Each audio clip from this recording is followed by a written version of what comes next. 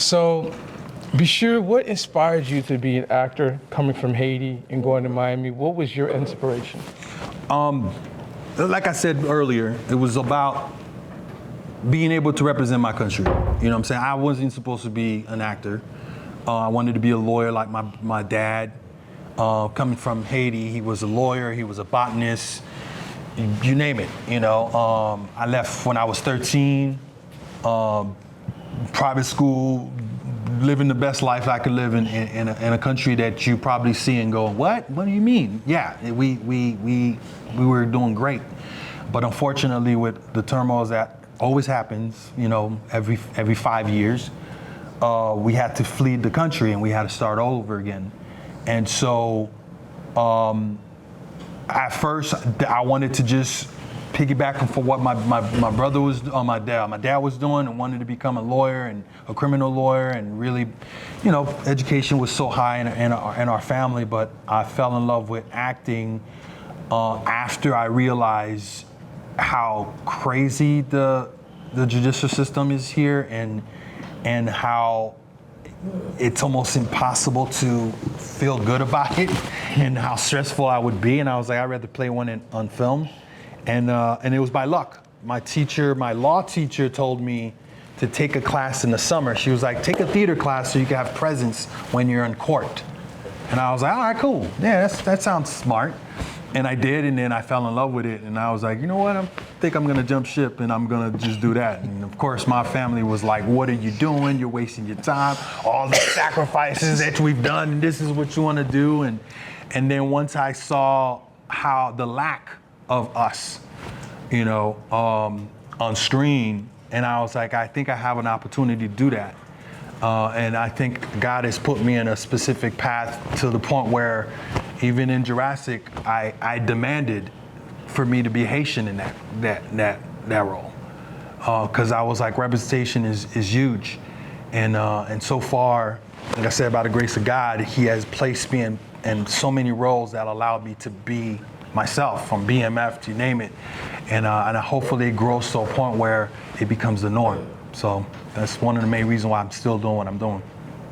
And you said it earlier, but what was the importance of you being in mountains, of being in a film that really edifies a Haitian-American family in Miami? What does that mean to you? No, it means the world to me, and I hope there's more. I mean, especially growing up there and knowing the place so well, and I'm at a place now where I feel there is room for us to be heard, and also bring different stories that you guys have never heard before, you know, instead of the constant horrible pictures that, you know, the media keeps putting about Haiti. The fact that there's no movies about the Haitian Revolution, which changed the world. Yep. The first Black independent country in the world, and no one wants to talk about it, and no one wants to do a movie about it. And to find out that, you know, so many people have tried and it's been stopped. So now it's become more of as much as I'm like, you know, it's easy to be like, I'm an actor and look, he's having fun. I've taken the initiative to make this personal. I've taken the initiative to make this work. And yes, I'm playing pretend, great. But at the same time, I know every time that I'm on screen and I'm representing my country, there's 11 million Haitians that are being proud and saying, okay, I could do this as well. And that, you know, no matter how hard, I mean, that was the moment that gave me the most chill. When I did BMF, I was so scared because it showed me as a gangster, as a Haitian gangster, and I was like, yo, I do not want to be represented in that way. But I was like, but I'm going to make it as authentic as possible.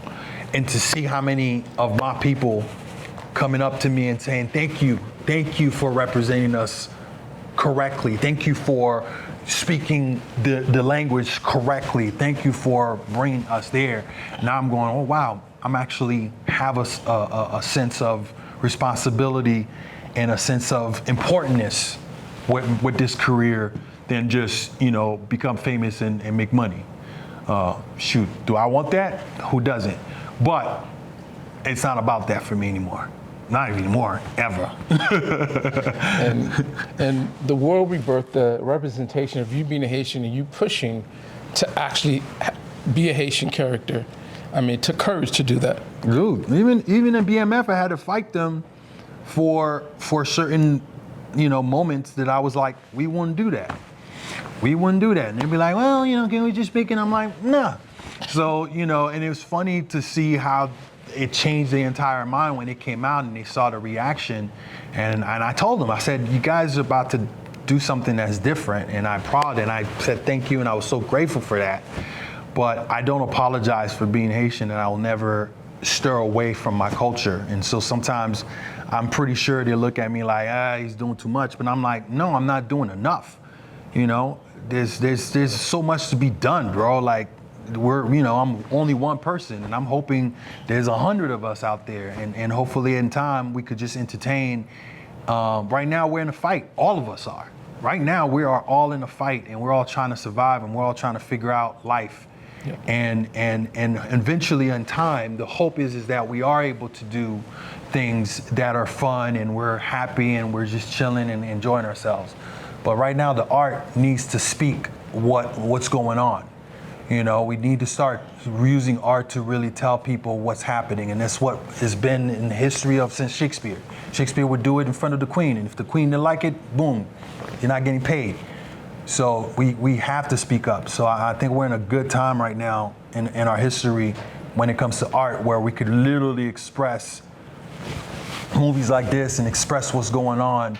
And kind of change people's minds a little bit, or even at least give them a perspective that they don't see day to day. The hope is that the people that that are in charge of saying yes to destruct a house if they see a movie like that. Yeah. If we give them a pause before they do it, that's a win.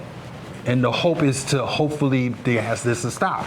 But if they make them think for a little bit, just to go, all right, let's go. But that's a win. But now we just have to keep fighting to the point where it makes sense that if they stop and they go, you know what, we can't do this anymore because this is wrong.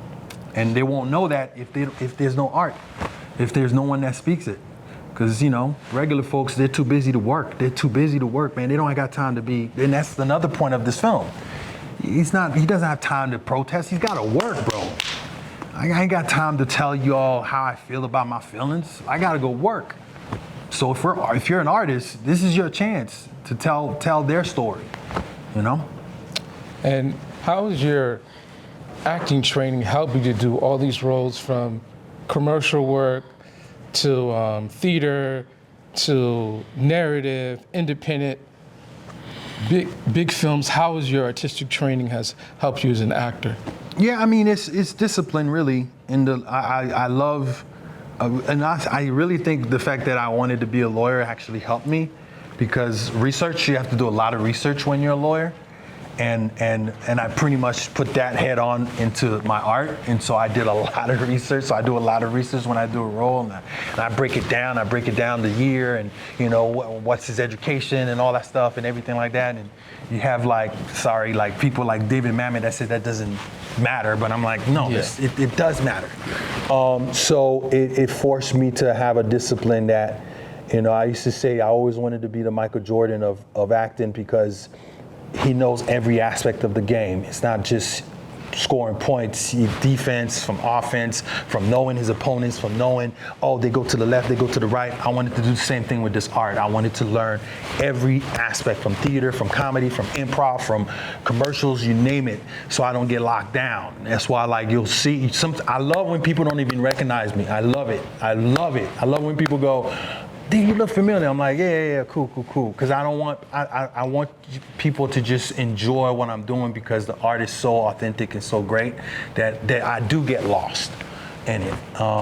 So that's my drive. My drive is really just constantly, I'm still in class till this day. Yeah. I'm part of the actor studio. I'm still taking classes. I'm still putting up stuff. I shoot my own stuff, because I really want to get to the place where I'm so good at it that when I do have a real message to execute, I could execute it artistically, I could execute it commercially, I could execute it however way I want. So if I do have to do a big blockbuster like Jurassic, I can still pitch in my message regardless, because I'm prepared that way, and everybody will be like, oh, cool, but then they'll be like, oh, look at his bracelet. Oh, look what he's eating. Oh, look how he's doing this. And it's like, it's subtle, but at least I'm prepared enough to be able to put in these things, whatever medium it is, And can you tell us why you started, you're the founder of Moonlight Kai, it's been around for 10 years now. Oh, sure, man. Moonlight Kai is basically, was it before COVID? I think it was before COVID. Yes, it was before COVID. It was 2018 or 2019. Okay. Well, basically, I was, again, I heard there were some Haitian folks out here, and I got tired of being by myself, and I was just like, all right, let me see if there's any Haitian people in the community. And I went to a party, and there was like I would say about 25 of them. And I took everybody's number. I literally went around. I was like, you're Haitian? Cool. You're Haitian? Cool. You're Haitian? Cool. And I've got their number, and I was like, let's just hang out once a month. Just once a month. And I was like, we could just literally sit in a room and not say shit to each other and just look at each other and just be together, because it's important to just be around. And the first thing we did was a hike. And then we did a picnic, and I brought some Haitian food, and that brought a whole lot of more people. And then I decided to throw a big party for May 18th, which is our Flag Day. The reason why we celebrate our Flag Day is because we kicked the French ass, right? But the way we created our flag is that we took the French flag and we ripped out the white part, and we used the blue representing the black and the red representing the mulatto, and we put it together and say, this is how we're going to unite and whoop these white people's ass. So that's why we celebrate it every year, and people get so mad. So I threw that party, and everybody showed up, and 300 Haitians showed up that day when I did it in LA, and then and I was like, I got to keep this going. So every, once in a few blue moon, I'll throw in an event. I did a soccer event where people wait when we were playing in one of the competition, and people show up, and also support other Haitian communities that are doing things, just so we keep a community happening. That I think that's how we don't get erased, and that's how you start a community. Because, just like that movie at the end, if you don't, you'll end up disappearing, and no one will know that there's a Haitian community out here. So, it takes just somebody just saying, let's come together and let's just stare at each other for a little bit. And then that becomes a thing, and more, and the more you do it, and then you're like, oh wow, we actually could do things. All right, which one can cook Haitian food? I do. Okay, good. Next week you're cooking. All right, cool. You guys want to go somewhere else? Yeah, sure. And then next thing you know, you have a community, and it's grown so much now there's other groups that are doing what I started, which is beautiful. And that was my dream. I was like, thank you, God. My job is done. Check. Next, on to the next, because that was my goal. My goal is to be able to have more than just one, because I never want to be the only one doing it. My goal is to spread it, spread it so people can have the confidence to say, oh, if he could do it, I could do it too. And so now there's more. I'm like, great. On to the next. Now I'm tackling the film aspect of it, and trying to do more of that. And I want to say thank you. He was one of the first Haitians to support our film. He was a sponsor for the Haiti International Film Festival, and he had such a passion for the Haitian community, and that's been something that's really helped us. And he's an ambassador. He hosts the film festival every year. Have you guys gone to his festival? No, they haven't. Oh man, that is a must. Yeah. Some of y'all have? Yeah. Okay, good. But yeah, y'all should definitely, check it out. I remember the first day he did it. Again, the whole point of the community. I remember showing up. Is it 10 years now? Yes, 10 years. 10 years, right? I remember the first time I heard about it, and I think it was the first year. And it was maybe 6 people that showed up. And I was like, be consistent. Just keep doing it. It's doesn't matter. It's only me. If there's 2 people, that's a crew. That's a group right there. If you 2 showed up, I'm like, if every year you 2 show up, I'm gonna keep doing this, because eventually you're gonna bring somebody else. The next thing you know, you got more people. And that's what he did. And his consistency allowed it to grow to the point where now We got a consistent space where we're doing it, and the goal is to go to Haiti to be able to do it over there too. Yep. And it's important that you guys support him in that way, especially when he needs volunteers and stuff like that, and get extra credit. Please help a brother out, because and you'll see films being done by Haitian people and about the culture, and you'll see stories that you're just gonna be like, oh my God, I never knew that existed. That's how movies like Mountains are important, and it's great that it slipped to the crack, because these movies usually never get a lot of day, and he has a whole festival that allows him to have as many Haitian films as possible, and also other cultures as well too. Because another thing, can you tell people about your new project on Haitian immigration, everything that's going on, and some new projects that you're working on? Cool. I put it upon myself. I can't sit around, and that's the immigrant thing about me. I just can't not work, so I always do something. That's why they always make fun of immigrants, especially like Jamaicans and Haitians. Like, they got 500 jobs. It's true. It's all true. We just can't stop. So I decided, while I wait for my next thing or whatever, to always do a project a month, something that's relatable to what's going on in this country. The first one I did was this thing called The Cost. It was talking about the insurance and basically, what was that brother's name that shot the guy for the insurance? Oh my God, it was an Italian name. Oh, Dad! There we go, yeah. Luigi.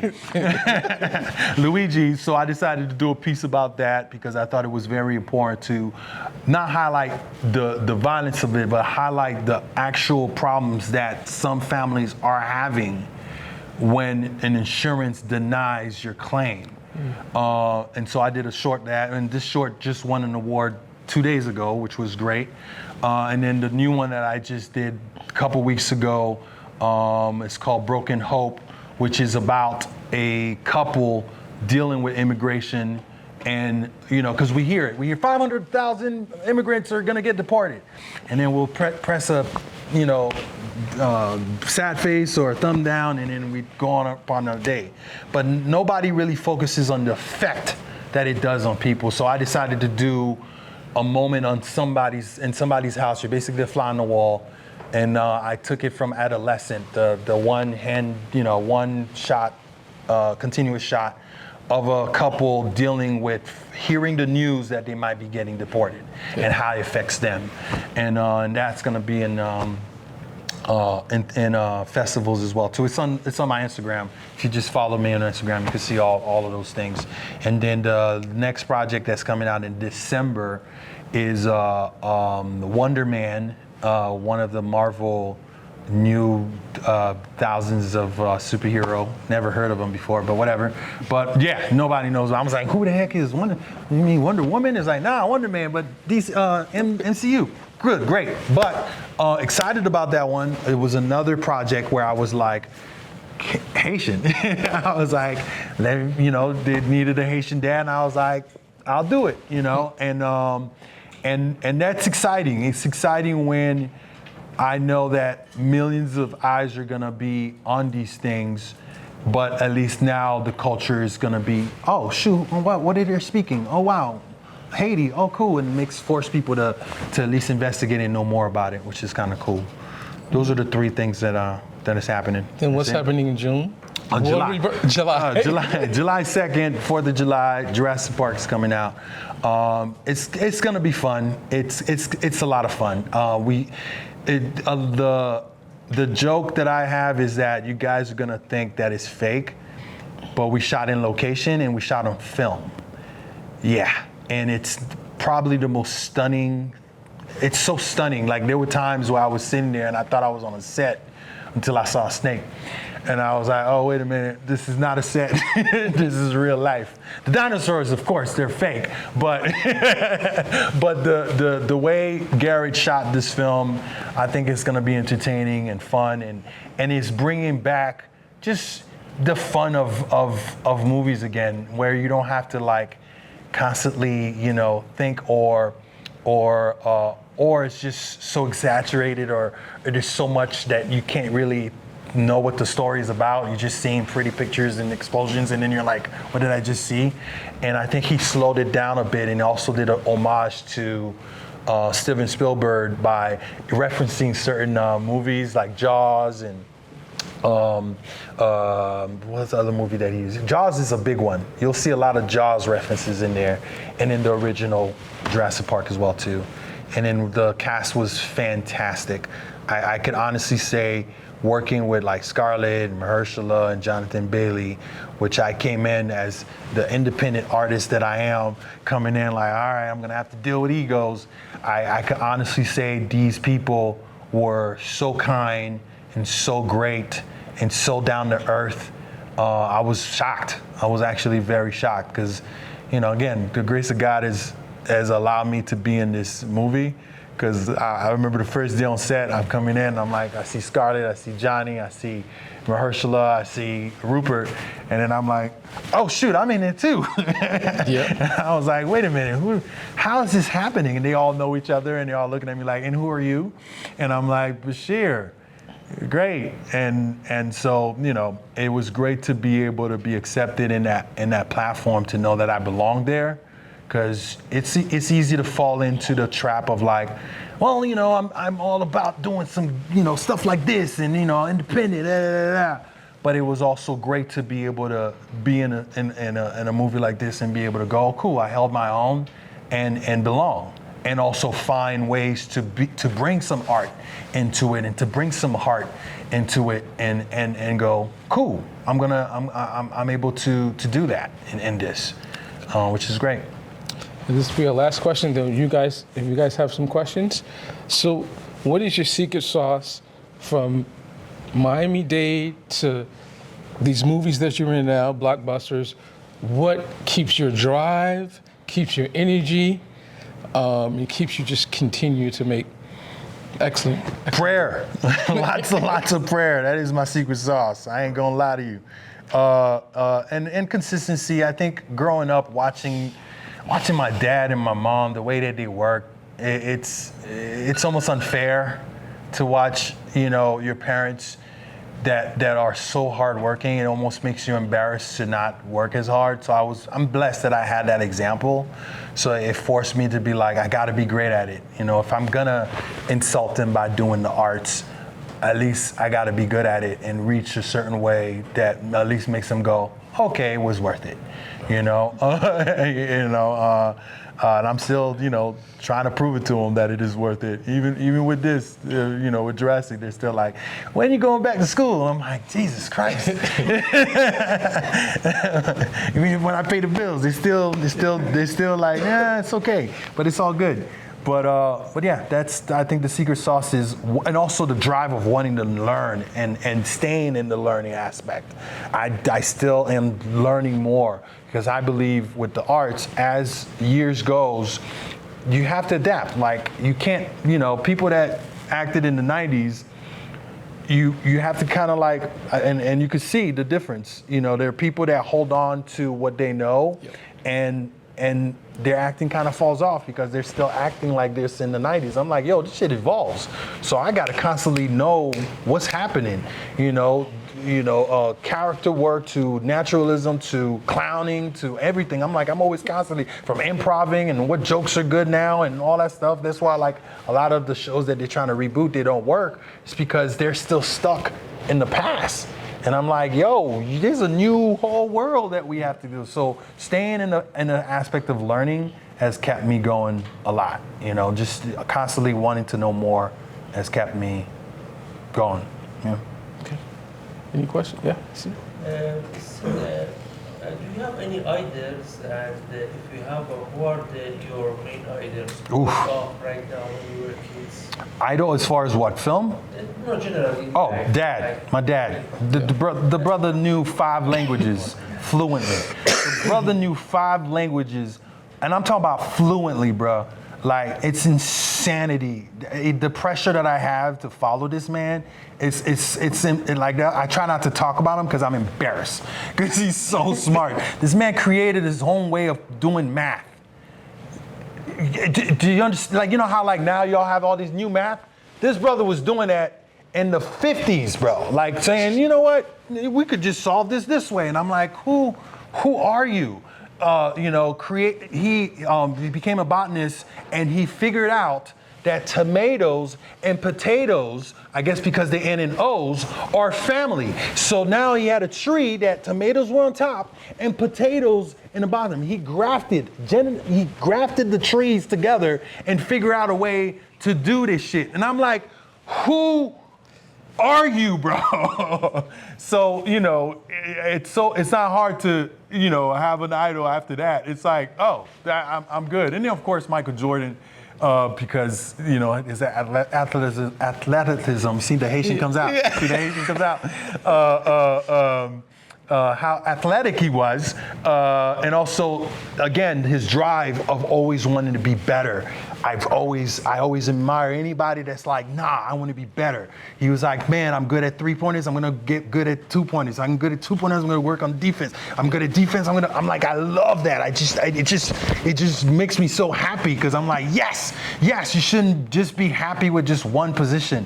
You should try to get better every day, just as in human beings, like that's what we should do. We should always try to be better instead of being content of where we are, because that's not fun to me.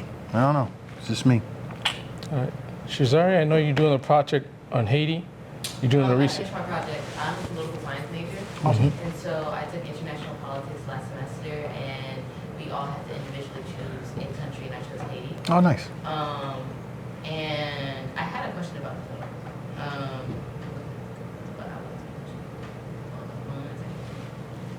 wasn't the question I would like to ask is, when the scene had started and there was a celebration outside and everyone in the family had frozen, and they were just like, what is this commotion going outside? And they kind of looked concerned rather than just like curious. Mm-hmm. When I first heard the commotion, I was thinking protest about all of the gentrifying that was going on. Yeah. Because that's what typically would happen, But then they see it's like a Haitian night parade. No, it is a protest. Oh, it is a protest. Oh, that's a Haitian protest. It's a Haitian protest. Oh man, we and the most angriest moments, yes. You're gonna see us out there. We Haitian, like it's, if you look at Haitian culture, like you look at the news and you see all these people running around and stuff like that, they don't have the sound.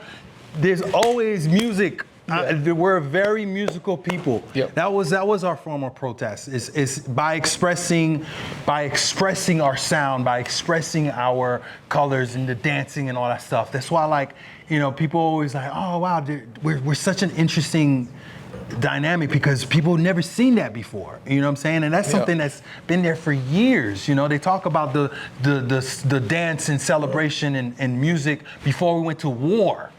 Can you imagine in the 1800s and you're all dressed up with, you're the French and you're like ready to fight, and you seeing a bunch of people like dancing and stuff and getting ready to kill you? Like I would freak out too. So it's part of the protest. It's their way of protesting, which I think is that's so beautiful, because it's like, wow.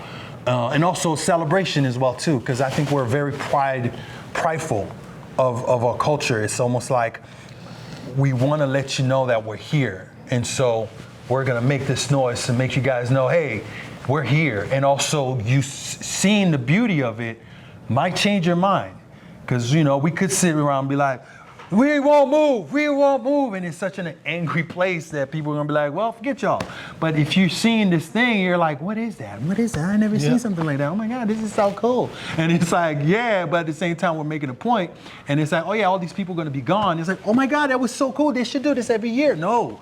Oh, they're getting out. Oh, and then it makes you think twice, because you're going, I've never seen something like this before, and I didn't even know it existed. And now they're showing themselves out. It's like, oh wow, maybe we should rethink about what we're doing, because what is this? Report. Go. So, since you want your characters to be Haitian, whenever you come on board, is this something you kind of make a point to be upfront, or do you go onto a set and then you discuss it behind the scenes with those in charge making the decisions? Some of it is up front, and because usually, for example, for Jurassic, I auditioned because it's a French character. It was written in French, and so I auditioned both ways. I did it in French and in Creole. And then once I got the part, I talked to Garrett, the director, and I was like, hey, I know y'all want this guy to be French, but I'm Haitian and we speak French, so. And they were like, all right, cool. And then they talked to everybody and they were like, yeah, we're on board. For the longest, I would fight for it every single time. And then a guy was like, you know you're Haitian no matter what, right? And I was like, yeah, but they need to make the character Haitian. You understand? They have to. And they're like, yeah, but you just being who you are is enough.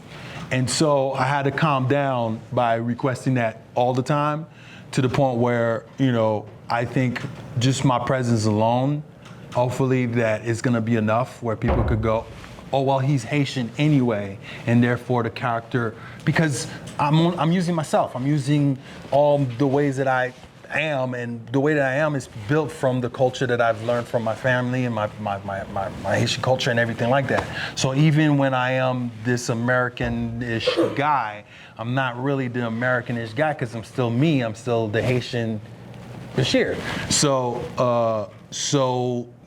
now I'm all about implementing my reaction than anything else. So if I do play an American role, I go, but how would I react to it? Even though the page would be like, he's yelling at this person, but we yell totally different. We yell when we say hi to each other. You know what I'm saying? But when we get mad, we get quiet. Yeah. So now I get to bring these little moments where directors go, yo, that's crazy. Like, that's so much more interesting. And I'll be like, yeah. Because, there's other cultures and there's other ways to express anger besides the way that it's written. So those are the ways I'm constantly putting myself in the space of representing my country. Okay. Anybody? Question? JC? Do you have any great mentors that motivated you to do your acting in the nearest future? Like, are you gonna put yourself in the circle with more actors and maybe like build and move forward with your career? So, Oh yeah, I mean, more projects and stuff like. Oh, absolutely. I absolutely. I mean, that's that's the goal. Like every project that you work on, you're basically attaching. You're basically building your what's it called? What's it called? When your network. You're basically every project that you have. It gets higher and higher and higher. It's like now I'm glad that something like Jurassic is great because now I'm like, oh, I have that context now. So if I do want to do something, I do it. And then my mentor, his name was Bill Cobbs. He was in Night of the Museum, Bodyguard, Demolition Man. He's the guy who shot Nino Brown from New Jack City. And he really was the one that actually pushed me to, continue. And whenever I had my down moments and stuff like that, to be like, no, you're doing great. My other mentor is Mike Beach. He was in Waiting to Excel, the Soul Food, you name it. He till this day, he'll hit me up and be like, hey, what's going on, young blood? And he's always pushing me, and he's gotten me a couple jobs as well too. And then a lot of Haitian filmmakers. Like the shorts that I told you guys to watch on my Instagram, the immigrant one and the one about Luigi. Well, not about Luigi, but that topic. Haitian filmmakers, that I was like, all right, cool. We're trying to do what all the greats have done, create a partnership, just like Scorsese with De Niro, or Ryan Coogler with Michael B. Jordan, and me and this guy were like, yeah, let's just keep doing things together until, they pay us to do something bigger. But until then, let's just keep expressing ourselves and, do some art. Yeah. Yeah, go. So you're talking a lot about like your kind of high points. You've had a lot of success and versatility in your acting roles, and then you're like probably more culture boosting as well. But have you experienced a lot of pushback as you have like different roles in like TV, movies, and in independent films as to the big blockbuster you're talking about, Jurassic? But what kind of pushback have you felt just trying to like get your culture into those? Oh yeah, no, I get pushback all the time. Like I said, even in BMF, I got a lot of pushback. There was a lot of things they didn't even want me to do that I would have to be like, come on, guys, like, you know. I think the line that I said was, you know, I'll do it your way, but if you don't care about my culture, no, I'll do it your way if you don't care about my culture. If you do care about my culture, I'll do it my way. And then we're like, all right, let's do it both ways. But you know, it's a constant fight. It's a constant fight, and the biggest fight is surviving while trying to do art. You know, art is, you know, yes, there is a. I think I'm finally getting to a place. I mean, I've been doing this. That's all I do. I don't have a second job. I've been doing it for over, I would say, good 10 years now straight without another job. Thank you. But you know, it's a struggle. It's a struggle. Like, I'm not working right now. So I'm like, all right, cool. People are like, yo, you in Jurassic Art, man. Yeah. And I'm like, yeah, I need a job, y'all. I need another job to continue to do shit. Yep. So that's the struggle of like, how do I survive and stay creative? And that's why I do the shorts and the stuff like that. Like, I use whatever money that I get from these things, I pour it back into my art. I go shoot stuff, you know, for free, because I'm like, yo, I cannot not do anything. And I guess that's part of the struggle, is trying to get to a point where they could allow me to do my own projects, because that's the goal. For me, it's like, yeah, I love being in other people's stuff, but I have so many stories, like, you know, the Haitian Revolution being one of them. You know, a lot, my growing up, I have a whole, you know, not sitcom, but basically like a sitcom, like Wonder Years kind of thing, of me being 13 all the way to college. And I think that will be so universal for everybody growing up.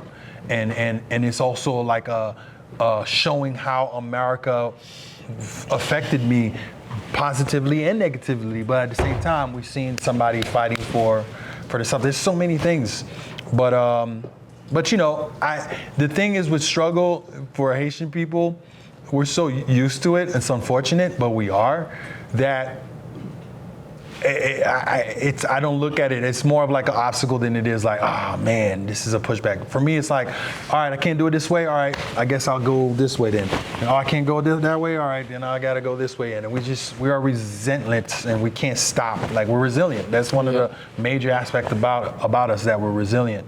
So I look at struggle as more of an obstacle than it is in like, oh man, they push back and that stopped me. That's not gonna stop me until I'm 70.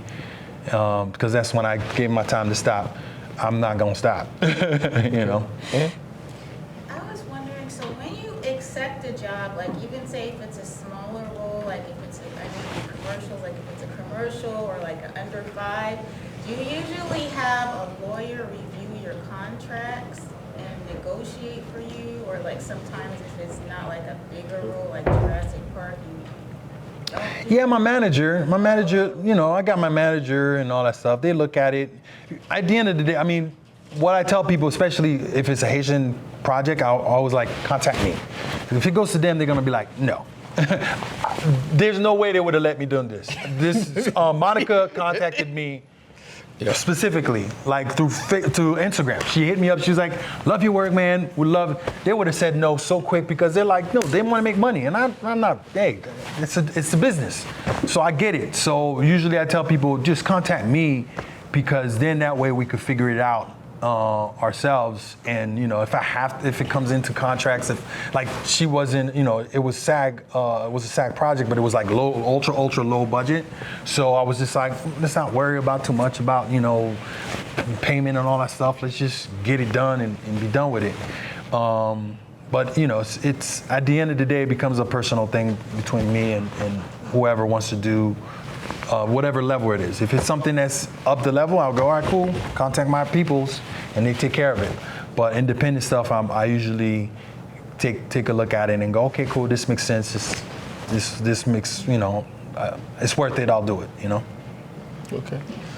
Let's see how much time we have, but yeah, we're over. What's up, Leroy? Do you have any motivation for studying acting outside of taking the college course then? Because you said you were studying to become a lawyer, right? Mm-hmm. No, I was. Yeah. You was, but if I was in your position, I would see like switching to law to actually be really scary. So what was your motivation for coming back to it? When I did law, I started in high school, right? I did debate and law my junior year and senior year. My junior year, they gave they give you mock trials, and mock trials, they're real trials that has happened, and they give it to these kids, and they're like, figure it out, and then we're like, yeah, and then we pretend, well, not pretend, but we basically do the case, we do the research, and we put it up. We have jury and all that stuff, and then you do the case, and you either win or lose. I did the same case twice, which is not usual. They usually give you a case every year differently. That year, they were like, we're going to do it again. I was in defense the year before, and then I'm the prosecution the next time. I won twice. Scared the shit out of me, because that was somebody's life. And I was like, wait a minute. I convinced last year that this man was innocent. Now this man is guilty. And I did both. And that I was like, I'm good. I'm definitely good. And once I did theater, I love the fact that I was able to express myself in that way and tell people's story, and how people would come up to me and was like, oh my God, that was just like, this guy that I know, or, I did this play called Jesus Hop the A Train. I was inmate, 25-year-old playing a 42-year-old man that's double homicide in death row. And a prison guard came in crying, like, you reminded me of this guy so much. And I was like, oh wow, I actually am more effective that way than, the other route. And I fell in love with it. I just loved the fact that I was able to reach people in that way and tell a story. And I was like, and then thinking about my own story and going, there's none of us out here. That became the motivation that took it further. Because at first it was like, this is so cool to play pretend. Then it was like, wait, it's so cool to represent my people. Then it was off to the races. Okay. Sure. One last question, you guys. I think we're good. Yeah. So it seems that you're pretty open-minded as far as with taking roles. Are there any roles that you deny or that you don't take, that may go against maybe some of your values or what you believe in? Every role that I take, I pray about it. Okay. And I think the way it works out, I wish that I could be like, oh, I get to choose. Well, hopefully in time. But I'm gonna get the same roles because you're a category. The way Hollywood works is like black, 35 to 50, boom, this is who he is, and there's a specific role that I fit. Either blue collar or lawyer or whatever, depending of how my headshot looks and whatever. So whatever roles that I have, I pray about it and see. Even if, for example, the BMF thing was very hard for me because I was like, dude, I'm killing people. I kill a kid, bro. And I was like, yo, I don't know if I want to represent my country like that. And I had to talk about it because even the way I had to kill that kid, I was like, I'll do it, but I can't know that I killed him. I was like, it's a mistake. Because they wanted me to literally straight up look at the kid and be like, brr. And I was like, nah, we ain't about to do that. No, And I think this is where, I feel like God sometimes puts me in this position to be able to argue that. Because anybody else would have been just happy to do the job and they would have been like, sorry, buddy. And now the representation of that would have been out there. You know what I'm saying? And so I welcome the things that are challenging my morals because I get a chance to actually fight in a different way and be able to say, you know what? I'm going to try to do it a little bit different than what y'all think. I know y'all want it this way, but da-da-da-da-da. And they'll be like, well, and I was like, well, that's it. Or fire me, bro. I'm already in. So, we wasting time, homie. Either we do it this way or I don't do it at all. Or let's do it both ways. Guess what? That way that y'all want to do it, oh, man, I messed up my lines. Oops. And then y'all can't use that footage. Oh, man, sucks. But the one that I did was good, right? Sucks. Next. Have you discussed, I guess, the accuracy of your roles with fellow Haitians in your community? Let's say maybe there's something you're not quite as familiar with. Do you discuss that with others in your community to make sure it's 100% 100% accurate? Oh yeah, I mean, but again, if everybody got their own journey. Like when I went into BMF, the other guy that played my partner, when you saw, because he had like gold grills and. I mean, I fought. I was like, why am my hair like this? And they were like, no, they already made it, so they won that battle. I was like, fine, you guys won this. But they wanted me to wear gold, and I'm like, Haitians in the 90s, they dress up like a suit. 90s, and you will not know that that's the most gangster motherfucker in the planet. But that's, you'd be chilling, and you'd be like, what? But, and I was trying to convince him that, they were like, yeah, you need to wear grills. I was like, no, I'm not gonna wear grills. And then I remember the other guy started seeing what I was doing, and he's like, you told him no? I was like, yeah. I was like, dude, did you wear grills when you were, in your 20s? He's like, no. And I was like, so why are you wearing it? And he's like, oh. And he took it out. And he was like, and it was said, he was like, but the other scenes, I was wearing them. I was like, look, man, it doesn't matter, dude. I'm like, dude, you gotta stand up for that. And I had to tell him, like, you can't do that, because they will run with it. And now you look bad, and then now you're a bad representation, and then you're gonna get mad about how we're being represented the wrong way when you have the opportunity to actually do it correctly. And then from there, he never wore it again. Every scene, he was like, nope, not gonna wear it.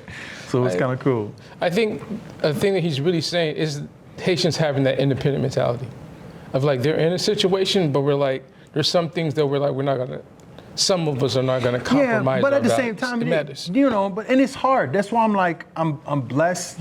Again, obstacles, I don't know. Whatever the reason why God got me doing this, man, and it's funny because it doesn't sound exciting coming out for me, but I know it's a battle, bro. And yeah, and money, yes, you need money, and there are people gonna do some stuff because they have to, and you need to pay bills, and I get it. And all we could do is just, hope that people do what I do and go, nah, it's not worth it. It's not worth, changing this when it's totally against what I do, So I can't say all of us are like that. I get it, Some of us, and I'm praying that I'm never in a position where I have to take the money instead of being authentic. And if I do, it sucks. And you guys are here to witness that. Damn, he failed. You know what I'm saying? But my goal is to hopefully that I never get into a position. Because at the end of the day, when you have to make, because my heroes, like the Denzels and the Jeffrey Wrights and the great people, they've done movies where I'm like, what are you doing? You know what I'm saying? And they had to pay bills. And I'm talking about old school Denzel. Y'all, there's some stuff that he's done before that in the 80s and 70s that you might be like, if you look it up, like there was one about a heart. Basically, this white man was dying, and he needed his heart, so he was a black ghost with Denzel's heart. It was so weird. And then he did another one where he was adopted by this white man, and George Segal, and and then it was kind of like, what's happening? But he had to get paid, and I get it. And I'm like, and nobody remembered those movies, so except for my ass. But he figured it out, and then once he started really getting in a position where he could make a difference, brother did. You know what I'm saying? Yeah. So. I think we all make decisions. Like there was one point I graduated film school and I was working in reality. I love New York. I said, man, I didn't go to film school for this. Then I went to teaching. I was like, I can't, because it was against my values and the way I wanted. I was getting paid to showcase my community. I felt like, a certain character, and I was like, no, there has to be other ways, and that's why I started the film festival. I think a lot of people who did TV, when they got burnt out, they did festivals. That was another way where I can show people their full humanity and through education. So sometimes you have to, in the beginning of your career, you might have to do those jobs. I mean, not have to, again, it's all the individuals, their lifeline in whatever aspect. Like, I always, give prop to David Chappelle. You know what I'm saying? He started a certain way, and then at one point he was just like, his artistry was like, nah, I'm not doing this no more. Yep. You know, and that takes balls. That takes a lot of balls to be able to do that, you know, when they're throwing that much money on you, you know, and now he's tripled that money more than ever. Exactly. And I think a true artist at one point gets to that place where they go, all right, I've done these things, cool, and now this is my message and this is what I'm allowed to, and it is. But you know, you just gotta follow your path and trust that. Number one, knowing why you're doing this. I think you constantly gotta check in on why you're doing this. If you really want to do this for the art, then check in what art are you trying to say. And if you're doing it for commercials, by all means too, go get your money, homie. Like, I ain't gonna be mad at you if that's what you want to do too. That's what you want to do, sure. You know, but always check in on why you're doing this. And if it doesn't align, you'll know. And you'll either make the decision to do it or not to do it. Okay. Can we give Bechir a round of applause? And thanks for everybody saying. No, he deserves it. Yeah.